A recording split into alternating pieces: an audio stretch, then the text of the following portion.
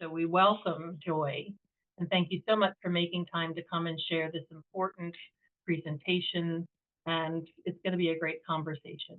Yeah, thank you so much, Beth, and the Alliance and Peter Accord and just the Wheaton Network for really the encouragement and support to continue on in fully finishing this piece.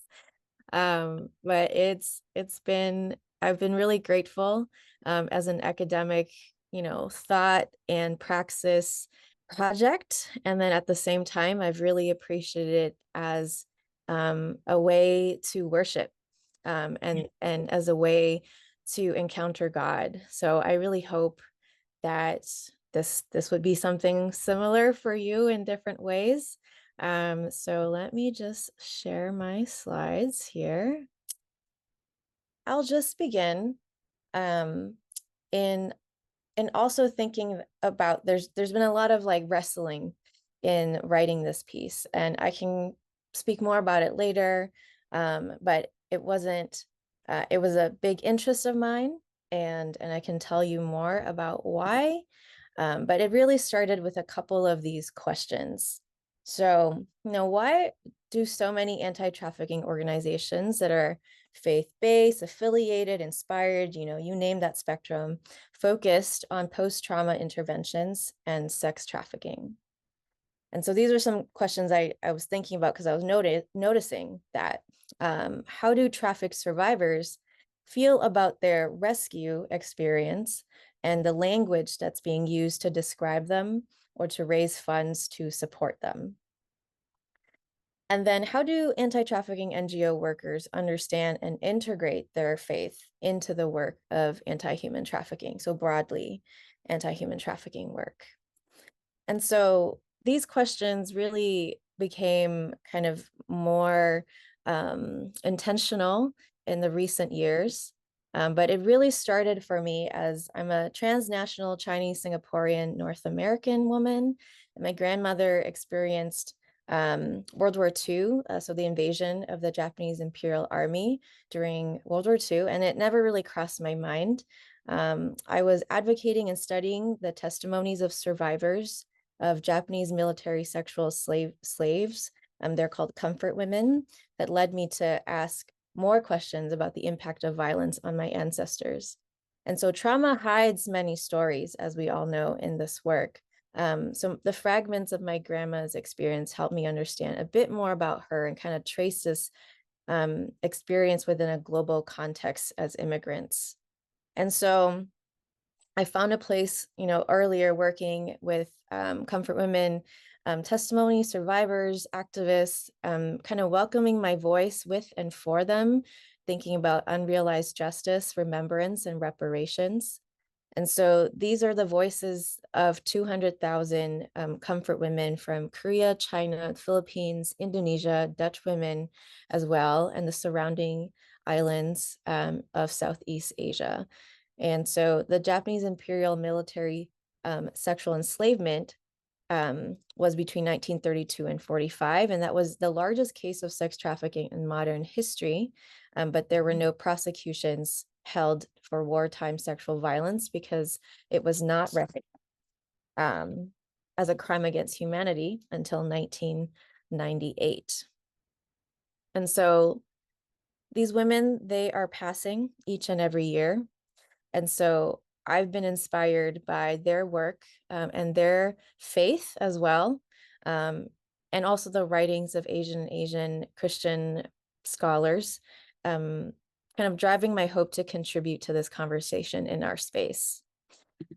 And so right here, this is Kim Hak-soon, and she was the first woman to really speak out about her experience in 92. So if you imagine if she experienced sexual exploitation in like the 30s to 45, how many years did she wait?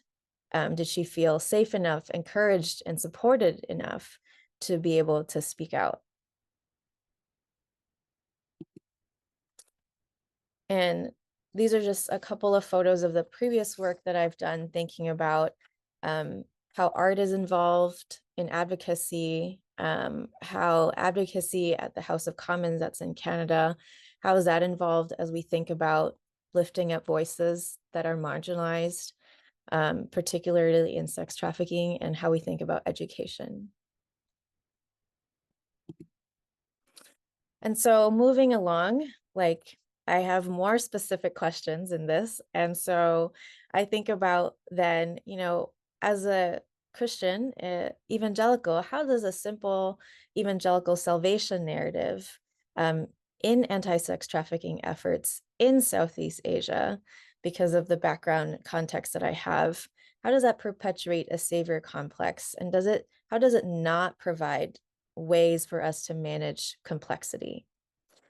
Which then further kind of helps me think through, these are just all the questions I have. I'm giving you all the questions that I kind of like was, thinking through. And I can't answer all of them, right? I can't answer all of them. I can start to think about some of them. And then it was like, well, we have, you know, theologies, and there's some that are dominant and there are some that are not dominant. So what are different theological questions that can lead to centering survivors and sexually exploited Asian women, and examine the ways that God empowers and embraces complexity? So I'll be sharing further more in this presentation. And then I can't touch on everything, so I really hope you do get a chance to check out the paper of myself and all the other contributors in this journal. And this is just briefly what I'll go over. Brief introductions of the scope of trafficking, of the socio-historical context of Asian women in white America, and then Christian involvement in this work, particularly in Southeast Asia, just getting a bit of context. And then I'll dive deeper into, what do I mean when I say simple evangelical salvation narrative? And then I'll dive into kind of the specific dimensions of that I find are of concern. And then how do then contributions of Asian and Asian American Christian feminist scholars, how do they transform and kind of help inform different ways of understanding the interactions that was kind of started with rescue individualism and dualism? How do we transform that into something different? And that is centering of the Imago Dei, of their Imago Dei. So very, very brief scope. So human trafficking, modern slavery, is a complex global system of human exploitation.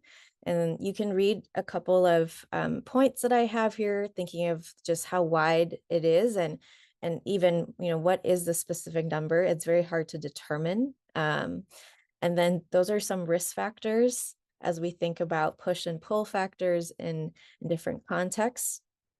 And then also, I am going to be talking about sex trafficking, but more than half are trafficked for forced labor. So then my interest was like, why sex trafficking? Why has there been such a deep focus in sex trafficking? And then also, here it is, sexual exploitation does yield the most profit, like per individual, and it is the most prevalent in East Asia and the Pacific. So then as we think about broadly this place of Southeast Asia and South Asia, the realities of sexually exploited women in Southeast Asia are complex.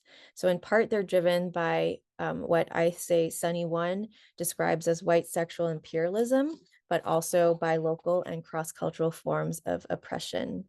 And so she uses this term to describe the relationship between Asian women and white America and the social historical situations that have perpetuated harmful stereotypes of Asian women and caused physical harm internationally and in the US.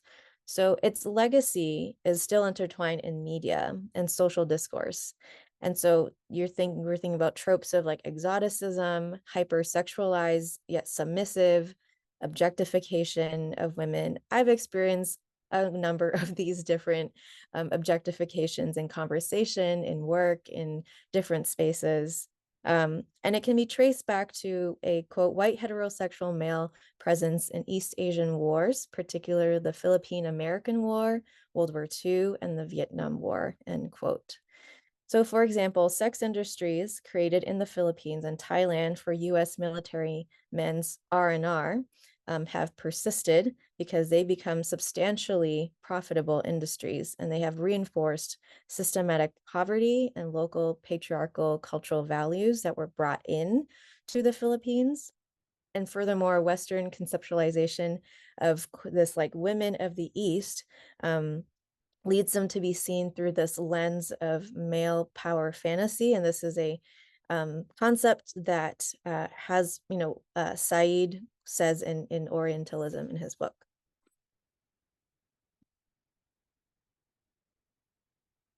And so as we think about Christians and anti-sex trafficking work, this backdrop is really important to keep in mind, because anti-trafficking work doesn't happen in a vacuum, right? It is not outside of socio-historical context that situates power dynamics.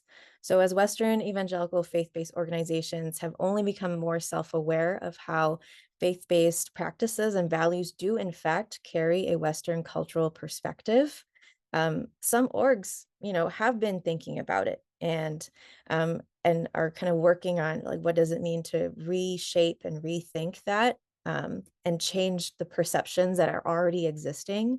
And then at the same time, there is this framework that sustains a self-righteous benevolence that kind of hides this Western sexual imperialism within faith-driven rescue. And so then this again reinforces existing harmful practices and beliefs. And so anti-sex trafficking work in Asia has been shaped by Western evangelical Christian gaze. And what I mean by gaze, it's kind of this like privileged audience. You're looking at people who are not from the West, and you're kind of projecting biases and preconceptions onto other people. And so according to Glenn Miles' 2003 NBC broadcast of International Justice Mission's raid in Cambodia really launched this issue of sex trafficking into global and Western consciousness in the early 2000s. So not only this broadcast bring awareness to trafficking in Cambodia, it also sparked kind of US government interest and funding, and thus motivated a lot of Christian orgs to start working in Southeast Asia and across Asia. So scholars like she contends that, quote, moral panic around sex work has framed sex trafficking as a more urgent concern than non-sexual labor for particularly evangelical Christians. And so we look at a sketch of anti-trafficking NGO landscape in Asia. It does reveal a saturation of Western-led Christian faith-based organizations with local staff. And so while practices have been shifting, like I said, it's not a static space. It's not a static field. People are learning localization, survivor-centered efforts, but historically, many have not been respectful of survivor insights and perspectives beyond their stories. And so this, I hope to examine, how does a theological narrative like simple evangelical salvation narrative play a role in undermining Christian faith-based organizations' efforts? And then how do Asian and Asian American Christian feminist scholars, how do they provide contextual framework that centers sexually exploited women and their complex situations as we think about presence, empowerment, which then hopefully enables more with better practices. So I'm just going to show a couple of images here as I go on into this next part.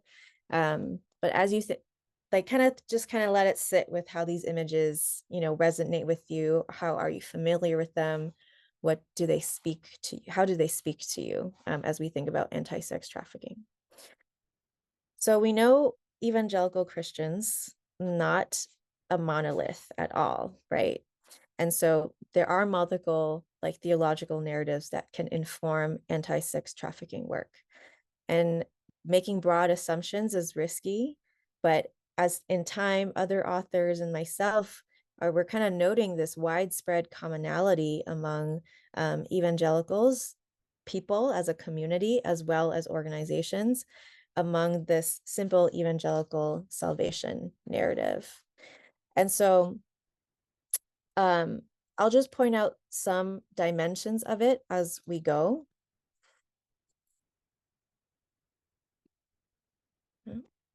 My slide. Okay. So some dimensions I'll point out. So the SENS, I'm just going to say it in its acronym because it's very long. It does have a positive dimension. It is part of evangelical soteriology as we think about salvation. It holds the seeds of what has been labeled as a theology of holistic development. So it comes from this place of holistic development, of holistic understanding. And change through personal transformation. We think about personal, like physical, emotional, psychosocial, mental, financial, spiritual. And so, according to Henriksen, he recently published his dissertation earlier this year on holistic development in this specific topic as well. So definitely check that out as we kind of all kind of contribute more to talk about and open up this discourse more widely. So he says holistic development is foundational to evangelical anti-trafficking faith-based work. And it comes from this, doctrine of creation, of fall, and redemption. And so Christ's reconciling work, all broken like relationships can be restored towards wholeness. And so for evangelical Christians, he says, holistic development in anti-trafficking addresses emotional trauma, brokenness of the soul. It's focusing on rebuilding self-esteem, trauma healing, and individual morality. So this is seen as the influence of holistic development theology. And then it does then focus on prevention and protective work. And so then it looks at post-trauma and self-reforming interventions. So this theology supports this, and it often kind of myopically supporting this kind of work. And he argues that actually, holistic development theology could also address structural issues, but that is not what is happening in Christian faith-based organizations. And I'll speak more a little bit about that. So as we think about the critique of this, this overemphasis on the individual is closely tied to converting individual souls for spiritual rescue against kind of this like good versus evil, downplaying the ways like the gospel actually speaks to the multidimensional nature of the good news. So in this more kind of dualistic good versus evil way, Jesus, superhero sent by God, the Father comes down to earth, dies for people's sins, and is resurrected to glory, rescuing souls for heaven. So I'm sure you've heard of this as we think about like ticket to heaven as an analogy, fire insurance as another analogy. And, another evangelical church leader specifically, quote, he says, it's like a quick bridge model. It's like sin separates humans from God. The cross is the bridge. It's good, but there's a lot more to it. So it's not wrong, but there's a lot more to it. And that's what I'm trying to also get us to think about. There's a lot more to this, right? So we think of this as when we think about soteriology, we think of salvation, God's redemptive plan for the world and transformation is beyond just the individual person to be more like Christ, but it's for creation and for humanity to be reunited with God and to be renewed for eternal peace. So then in this understanding, so I'm talking about evangelical soteriology, Jesus Christ atoned for the sins of the world. And then there is this consensus around, quote, how holistic soteriology addresses past, present, and future, removes sin's penalty and confronts sin's power. It progressively removes sin's power altogether, and it removes sin's presence. So it's very like beyond time in that sense. So when we say this simple evangelical salvation narrative, Jesus the superhero, it myopically focuses on rescue and personal salvation through Jesus's death and resurrection. That inadvertently obscures how the saving grace and power of God is holistic and multidimensional. And so it's beyond, it's it's more than what we can imagine, and also maybe more than what we often talk about sometimes. So the language of rescue and personal salvation grew out of American dispensationalism, drawing on this like eschatological belief in Christ's return to reign, and separating kind of like spiritual church versus worldly society, and then kind of reflecting this like dualistic thinking. I'm not saying dualism is bad. I'm just saying when it leads to binary thinking, and when we think about anti-trafficking work, and when we kind of like cross apply it, it becomes problematic. And so we think about, this framework where it's like belief versus doubt, saved versus unsaved, body versus soul, sinful versus innocent. And you can see how, like, when we put these categories together, it can be very challenging in a complex issue as sex trafficking. So I think about then in these three dimensions that I highlight in my article, and I hope to help you kind of maybe think about that too, and maybe you are already thinking about it. In rescue, I've been thinking, how have you seen hero-based narratives in NGO marketing and programming? So thinking wider beyond trafficking, right? In individualism, what are some ways organizations have focused on this idea of saving, curing, rehabilitating specific people? And then we think about dualism. How have you seen kind of binary thinking in moments of decision making for your organization?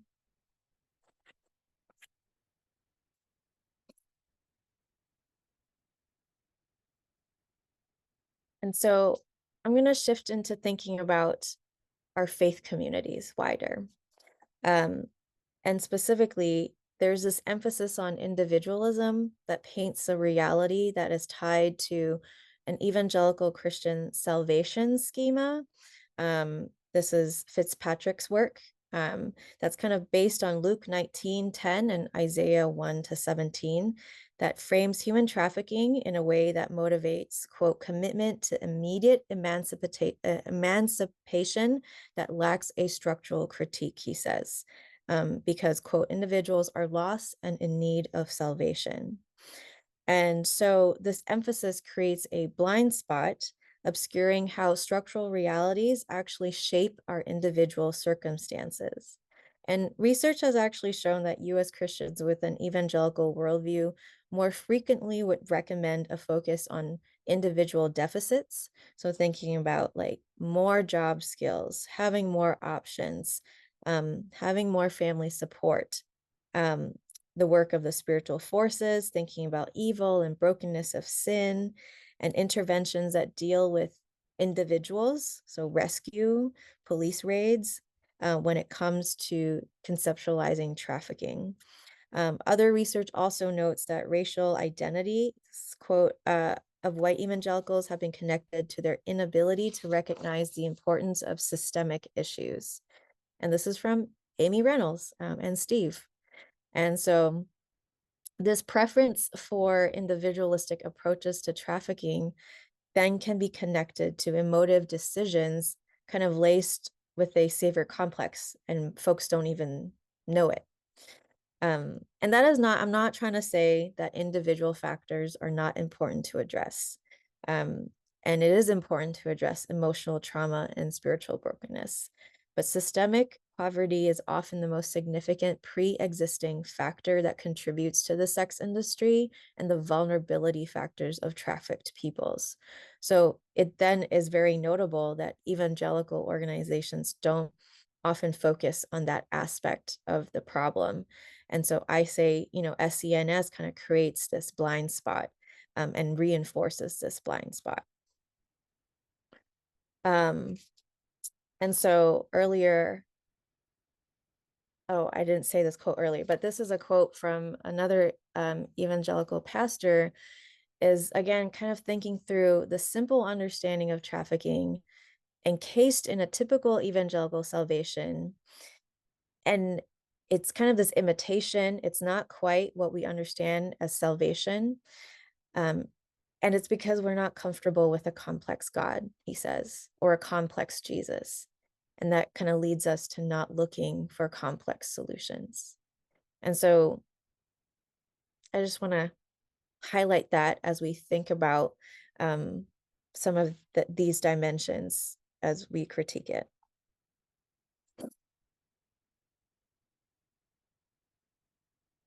And so I'll do a little deeper look at some, okay, I have very little time. I'll try and move a little faster.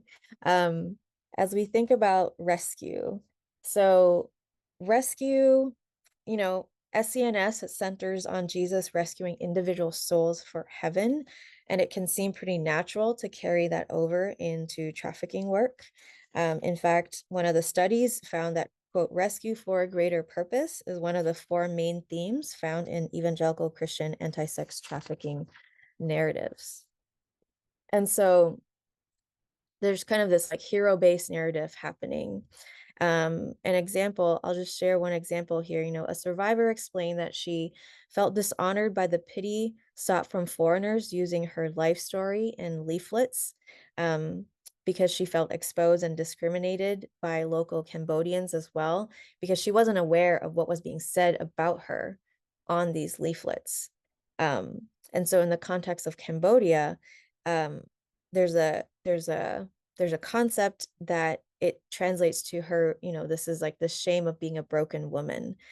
And so this kind of perpetuates stigma and being despised, disrespected in her community. Then it's kind of these, well, she's a bad person. And so all this is kind of said about the women who work in this particular social enterprise or NGO, and they didn't even know about it. That's how they were being talked about. And so this powerlessness kind of goes hand in hand also with this like really hard place of gratitude and obligation. And then if you get their feedback, you know, like, is it what, well, how do we understand consent when they're like, well, this is kind of helpful, but it's also kind of painful. Like, how do I, you know, how do I balance that? Um, and the other thing, as we look at rescue as an intervention, um, the transition from rescue could deny women by forcing them to go to shelters against their will. And so the shelters kind of become this place of incarceration and confinement, as opposed to a place of safety and healing. And so one of this is, you know, thinking about these testimonies that I've read from a researcher who's really been focusing on the experiences of survivors and women who have been sexually exploited, and their voices are actually, their voices have not been really in a lot of literature, in a lot of the research that's being done. And so one woman, you know, she was put in a shelter and against her will, and she says, you know, I did not want to go, but I've been brought, so it's not a choice. And someone else said she described her emotional distress being brought to a shelter following a raid. And then, quote, they told me they were bringing us to Phnom Penh. Once I heard this, you know, I cried until I nearly died. Like, this is, you know, the translation of how they felt about not having this agency, because they've been rescued, right? And so these observations are part of an expanding body of research that prioritizes testimonies and lived experiences. And so there is a growing proportion of testimonies and research corroborating this perspective. Then again, underscoring the need and importance for their voices to be included in academic discourse. What is encouraging with the rescue operations is that it has been critiqued, and has led to change, I think, especially with larger Christian NGOs. IJM has publicly stated that they've learned from the past and they're working to do things differently, more collaboratively, more systematically. And so I think it's important for all evangelical organizations involved in this work to ask, you know, what are the best practices? What are some evidence-based policies that would help women exit from exploitation? So even the word rescue, I mean, we can really go into that, even using that word, it's not very catchy, right? Exiting from exploitation, but that is what's happening, right? That kind of takes away this rescuee dynamic when we're talking about people. And so we need to consider that and then think about how our theological frameworks, especially revolving around salvation, would lead to having these blind spots. And so I'll speak a little about individualism. And so thinking about individualism, it's really like this focus on saving one person or like individuals. And I've already kind of talked about earlier when a lot of faith-based organizations aren't thinking about, well, what are some of the systemic issues that are, contributing to root causes? And so that is not to say, like we should stop doing individual care, but then what does it mean to have a balance of being able to look at the systemic issue, which then also could mean empowering local communities themselves towards change, right? And um, so that's just a quote here as we think about systemic poverty that I've mentioned earlier. And then lastly, a note on dualism, which I've also talked about, but a specific kind of case that we look at is we can't understand women who have agency. And so this dualistic aspect of salvation narrative reinforces the ignoring of how structural issues like systemic poverty and cultural values like filial piety might be push factors that contribute to a woman's decision to return to the sex industry and not want to return to a rehabilitation shelter for low wage kind of like redemptive labor programs. That's a term that she terms. And so there's this thing where, all women in the sex industry could be known as trafficked. But then some women don't see themselves as rescued or survivors because they didn't want to be rescued in the first place. So dualism makes it really hard for, I think, organizations and Christians to wrestle with that idea that someone wouldn't want to be saved from a brothel and that they may be exercising agency to enter because so there's another case where someone is in the sex industry and they say, well, like I'm in, and then they were put into a shelter, but the time that they're spent in the shelter, they can't make money, and then their families are being chased by like a loan shark, right? So then they're trying to make decisions based on that. And so the other issue with that too is thinking about like the traffickers. So they have a complex kind of like positionality, right? Narratives, the kind of good versus evil dualism requires a villain to be, rescue a victim from. And so marketing and promotion sometimes can really highlight kind of this like bad trafficker. And so we must save the innocent victim from the bad trafficker and their like monsters.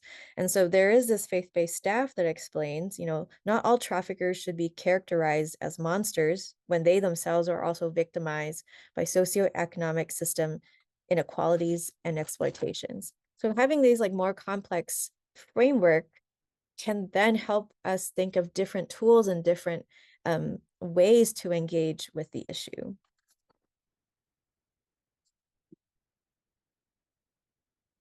And so I propose we answer and ask different questions. Um, and and and so as we think about rescue, instead, I ask perhaps we think about presence. How is Jesus present with those who are experiencing suffering and exploitation? And instead of individualism, I think about, how do we think about empowerment and gender parity? How does God empower everyone to live in harmony? And instead of dualism, how do we embrace complexity?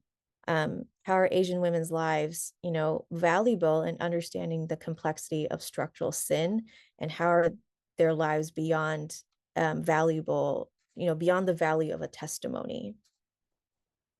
Um, so Asian and Asian American women theologians and biblical scholars, they have really carried this injustice experienced by their sisters and how they speak of God, understand God, and act as agents of change in God's work among those who experience exploitation and suffering. Beginning with Marianne Katopo, considered as the first Asian woman to do Asian feminist theology in the 70s, although she never liked being called a feminist because she said that was really hard for her to have conversations with people who didn't kind of felt that was like, yeah, they had their perceptions of what feminist was. And so they've been in solidarity, encouraged, and inspired by their majority world scholars and early white American feminist scholars globally since the 70s, to kind of reclaim the right to speak about God as a subject of their own destiny and to theologize. And so these are the different questions that I think that will be valuable in centering kind of the inherent imago Dei and agency of the complex realities of Asian women who have been sexually exploited. And it also aligns with a trauma-informed, survivor-centered approach. And so in my paper, I specifically look at these three. Two of them are theological frameworks, and one is hermeneutics and sort of how we read the Bible. So on the left, The Suffering Christ and the Asian Body, that's from Sharon A. Bong from Malaysia. And so how is Jesus present with those who experience suffering? And so, and then the middle, as we think about this way of contextual gender parity, not a tar gay says, how does God empower all of us to live together? Thinking about the middle way, which is a very kind of Buddhist concept, and she kind of explains that and contextualizes it. And then as we think about intersectional theology, I look at Grace Jason Kim, and she asks, how are Asian women's lived experiences valuable? And so how do we hold kind of different identities of a person together to be able to see a wider and more whole version of somebody? And just an example of embodied theology, back to Kim Hak-soon, she says, I hesitated a lot before coming forward, but I decided that it is God's message to prevent such pain from being inflicted on the future generations by showing my pain and historical facts after asking myself why I survived all the suffering.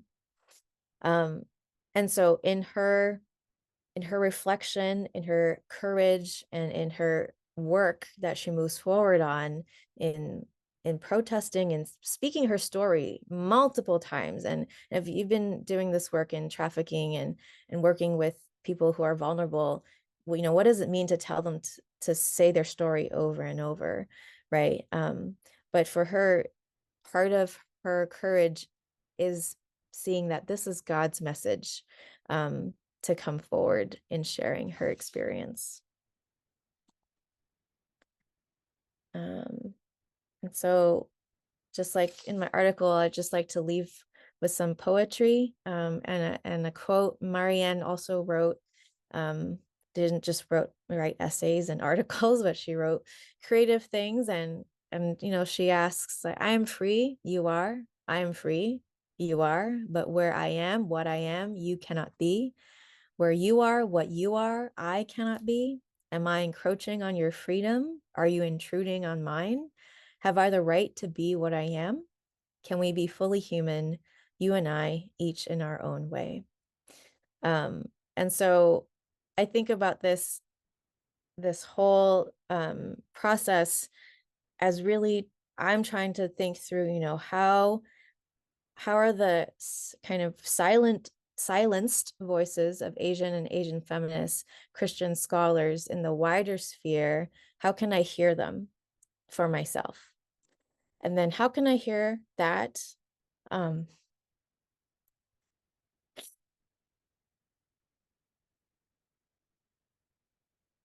also, help others hear it and be able to speak into these painful issues that they themselves have been thinking about and trying to wrestle with for a long time, and wanting to be seen as inherently loved and created by God, and which then that brings presence, empowerment, and complexity into the work that we do. Thanks.